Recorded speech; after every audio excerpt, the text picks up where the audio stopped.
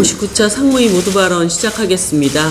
몇 가지 오늘 좀 드릴 말씀이 많이 있어서 짧게 말씀드리겠습니다. 인면수심의 뻔뻔함에 정말 할 말을 잃었습니다. 공황장애 병보석으로 석방된 박희영 용산구청장이 오늘 출근한다고 합니다. 왜 범죄자가 아직도 구청장입니까?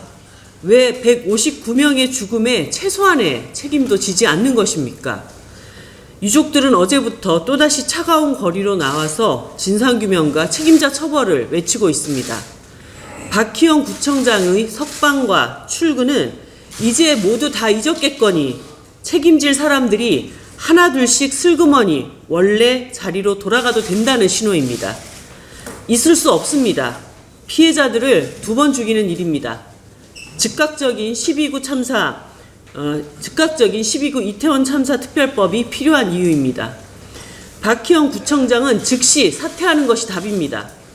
사퇴하지 않는다면 정의당은 이태원 참사 진상규명을 바라는 모든 시민들과 함께 주민 소환을 포함한 모든 방안을 강구하겠습니다. 한국노총이 박근혜 정권 이후 7년 만에 경사노위 참여 중단을 선언했습니다. 한국노총을 향해 유혈진압과 노폭몰이에만 힘쓰던 윤석열 정부가 자초한 일입니다. 이로써 경사노위는 노동이 빠져버린 팥없는 찐빵이 되어버렸습니다. 재벌 대기업의 모든 사회적 권력이 집중된 한국 사회에서 경사노위는 노동자들과 정부가 대화할 수 있는 신랄 같은 끈이었습니다. 그러나 정부는 김문수와 같은 반노동 극우 인사를 위원장으로 선임하며 사실상 경사노위의 사회적 역할을 포기했습니다. 그러면서 건설노조 탄압으로 노동자를 죽음으로 내몰고 당진과 강양에서 비정규직 금속 노동자들을 폭력 진압하는 등 노동계와 대화할 의지가 없음을 행동으로 보여주었습니다. 살얼음팔 같은 대한민국 노사관계 속에서 정부가 주도해 균형감 있게 운영했어야 할 사회적 기구를 되려 국가폭력을 휘둘러 깨뜨려버린 것입니다. 경사노위 파행의 책임은 전적으로 윤석열 정부에 있습니다. 윤석열 정권이 출범하고 이제 막 1년을 지났습니다. 그러나 윤석열 정부 심판, 퇴진을 외치는 노동자들의 목소리가 거리로 쏟아져 나오고 있는 실정입니다. 박근혜 정권의 전철을 밟고 싶지 않다면 노동계약, 폭력 진압 만능 대처를 박근혜 정권의 전철을 밟고 싶지 않다면 노동계약, 폭력 진압 만능 대처를 비롯한 그 비뚤어진 노동감부터 싹 갈아엎어야 합니다. 정의당 또한 야당들과 함께 국회 차원의 반노동 대응 공동기구를 추진하고 당력을 총동원해서 노동 탄압에 대한 책임을 반드시 묻겠습니다. 후쿠시마 인근에서 잡힌 우럭에서 18,100베크럴의 방사선 물질 세슘이 검출되었습니다. 우럭뿐만 아니라 후쿠시마 주변 8개 현의 수산물들의 세슘 검출률이 그 외 지역보다 7배 이상 높은 상황입니다.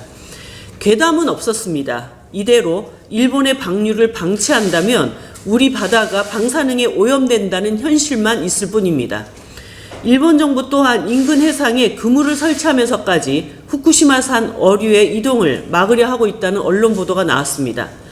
오직 대한민국 정부와 여당 국민의힘만이 눈 가리고 귀 막은 채 무거운 진실을 애써 무시하고 있습니다. 도쿄전력은 이미 오염수 배출 통로에 해수를 주입하며 방류 초일기에 들어간 상태입니다. 주가가 요동치고 네티즌들 사이에서는 천일염 사재 이야기까지 나돌고 있습니다. 국민 불안을 그대로 보여주는 일입니다. 매장할 수도 있고 탱크를 지어 더 보관할 수도 있습니다. 일본 기업의 비용 절감이라는 이유 하나만으로 수많은 대안들을 지워버렸습니다. 한국 정부와 여당이 이 이기적인 주장에 박수칠 이유가 어디 있습니까? 한국보다 외교적 발언권이 적은 나라들에서도 방류 반대와 오염수 자국 처리 원칙을 당당하게 요구하고 있습니다. 대한민국 정부가 방류 반대 여론을 선도한다면 일본도 무시할 수 없는 국제적 여론을 충분히 만들어낼 수 있을 것입니다. 윤석열 정부는 제발 정신 똑바로 차리고 본격적인 방류 전에 반대 입장을 명확히 밝히십시오. 바다는 한 국가, 한 기업의 이해득실을 위해 아무렇게나 더럽혀도 되는 상품이 아닙니다.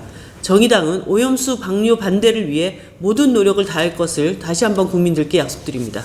뼈대만 간신히 남아있던 노정관계가 윤석열 정부 집권 1년 만에 완전히 파탄났습니다. 윤석열 정부의 반노동적 폭정에 한국노총마저 경사노위 전면 불참을 선언한 것입니다. 이로써 정부 여당의 국정 지지율 방어선이자 총선 전략이었던 노조와의 전쟁이 민심과의 전쟁으로 확전되었습니다.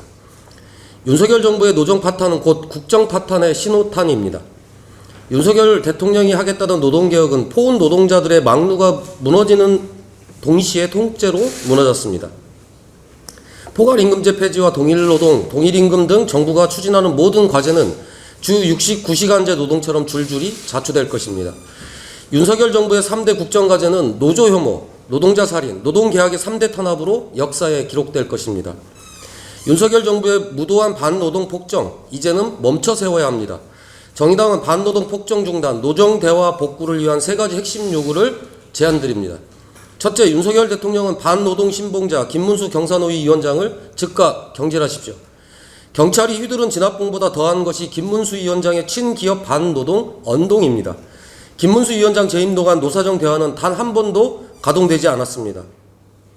김문수 위원장 존재 자체가 형용모순입니다.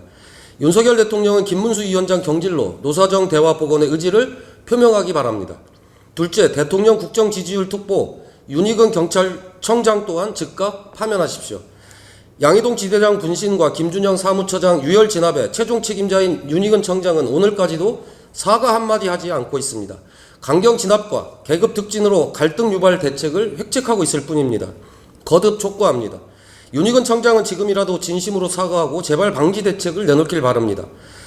만일 또 한 번 뭉갠다면 정의당은 파면 요구안 제출에 나설 것입니다. 셋째, 반노동 폭정, 노동개혁에 대한 국회 합동청문회를 추진해야 합니다. 한 달 사이에 1년의 사태는 윤석열 정부 반노동 폭정의 결정판입니다. 노조 회계장부 공개 등 노동계약과 공정위 현장조사 등 노조 탄압은 더 두고 볼 수 없는 지경에 이르렀습니다.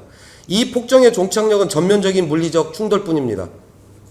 지난 1년 폭정의 전모를 국회 운영위원회와 환경노동위, 행안위, 국토위 등 유관 상임위원회의 합동청문회로 명명백백히 밝혀내야 합니다.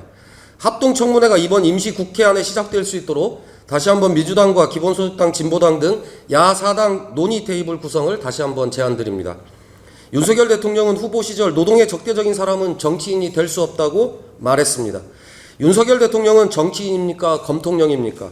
정의당은 6월 임시국회를 반노동 심판국회로 이끌어 윤석열 정부의 노정 파탄을 반드시 멈춰 세울 것입니다. 9시간 만에 사퇴한 이대경 전 더불어민주당 혁신위원장이 불러온 소동이 지속되고 있습니다. 이 전 위원장은 천안함, 코로나, 국제형사재판소, 지난 대선까지 이 모든 것이 미국의 음모라는 세계관을 버릴 뜻이 없음을 천명했습니다. 한마디로 민주당판 정광훈입니다. 이런 사람에게 당의 혁신을 맡기로 했던 이재명 대표는 대체 무슨 생각을 했던 것인지 밝혀야 할 것입니다. 몰랐다면 기초적인 검증조차 없었던 것이고 알고도 문제없다고 생각했다면 이재명 대표와 민주당 주류가 낡은 음모론에 빠진 집단임을 보여주는 것입니다. 지금까지 사과 한마디 없었다는 점까지 여러모로 윤석열 정부의 인사참사를 빼닮은 모습입니다. 이 시대의 진보는 미국과 보수 세력이 만악의 근원이며 그들만 몰아내면 다 잘 될 거라는 구시대의 낡은 사고방식에서 결별해야 합니다.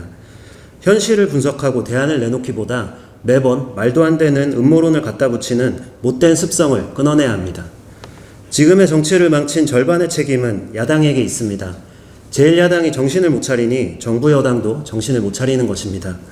80년대에 갇힌 인물로 2023년에 정치를 혁신하겠다는 민주당은 시대에 뒤처진 세력임을 인증했습니다. 스스로 혁신할 능력이 없다면 차라리 문을 닫길 바랍니다. 민주당 돈봉투 의혹 사건으로 검찰 수사를 받고 있는 송영길 전 민주당 대표가 7일 검찰 자진 출두를 재차 시도했으나 검찰 측의 거부로 무산됐습니다. 송 전 대표는 이미 검찰 측의 거부를 예상한 듯 전날 언론에 배포한 기자회견문을 통해 윤석열 검찰 독재 정권 하에 정치기획수사, 조작수사로 피해를 본 모든 국민과 연대해 투쟁하겠다고 했습니다. 한때 인생을 걸었을 투쟁이라는 단어를 이리도 쉽게 말하는 것이 안타까울 따름입니다. 민주당 돈봉투 사건 의혹 규명과 퇴행적인 윤석열 정권에 대한 저항은 한데 뒤섞을 사안이 아닙니다.